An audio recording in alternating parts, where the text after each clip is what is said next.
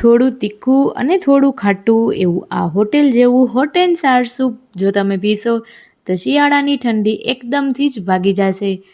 તો આના માટે આપણે સૌ પ્રથમ વેજીટેબલ્સ જોઈ લઈએ.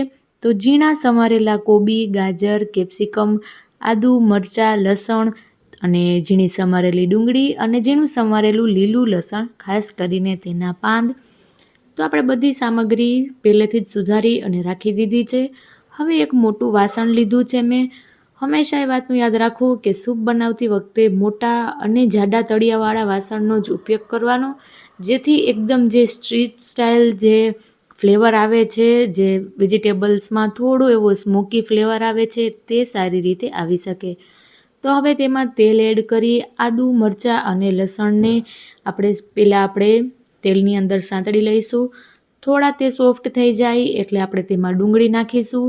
હવે ડુંગળી સોફ્ટ થઈ ગઈ છે તો બાકીના વધેલા વેજીટેબલ્સ આપણે આમાં એડ કરી દઈશું અને એકદમ સારી રીતે મિક્સ કરી દઈશું.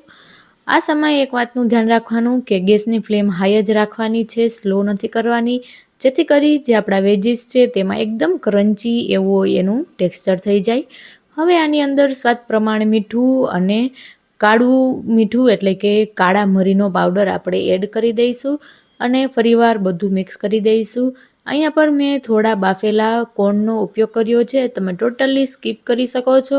તમારી પાસે જેટલા વેજીટેબલ્સ હોય એટલામાંથી પણ આ સૂપ એકદમ સરસ રીતે બનીને તૈયાર થઈ જાય છે.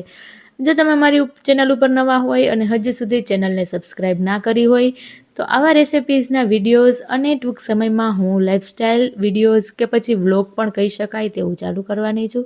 તો આ ચેનલને તમે જલ્દીથી સબસ્ક્રાઈબ કરી દેજો. હવે અહીંયા પર આપણે પાણી એડ કરીશું. પાણીની સાથે અહીંયા પર ગ્રીન ચીલી સોસ અને રેડ ચીલી સોસ, અહીંયા સાથે ટોમેટો સોસ આપણે એડ કરી દઈશું. અને હવે ડાર્ક સોયા સોસ. તો સોયા સોસમાં પણ બે ટાઈપ આવે છે, ડાર્ક અને રેગ્યુલર. તો હંમેશા ચાઇનીઝ ખાવામાં આપણે ડાર્ક સોયા સોસનો જ ઉપયોગ કરવાનો છે, જેથી કલર અને ફ્લેવર એકદમ સ્ટ્રોંગ આવશે. તેની સાથે અહીંયા પર અડધી ચમચીથી થોડું વધારે વિનેગર, તો તેનાથી આપણા સૂપની અંદર સરસ એવી ખટાશ આવશે. અને હવે અહીંયા પર કોર્નફ્લાવરનું જે પાણી મિક્સ કરી અને આપણે આમાં એડ કરવાનું છે. 1 ચમચી જેટલો કોર્નફ્લાવરની અંદર થોડું પાણી એડ કરી મિક્સ કરી આપણે તેની સ્લરી રેડી કરી દઈશું અને આપણે આમાં એડ કરવાની છે, જેથી કરી જે આપણું સૂપ છે તેનું ટેક્સચર એકદમ સરસ એવું ઘટ્ટ થઈ જાય. અને હવે આપણે આને કૂક કરવાનું છે, જેથી કરી વેજીટેબલ્સનો જે ફ્લેવર છે તે પાણીની અંદર પણ આવી જાય અને બધા સોસનો ફ્લેવર સરસ રીતે મિક્સ થઈ જાય.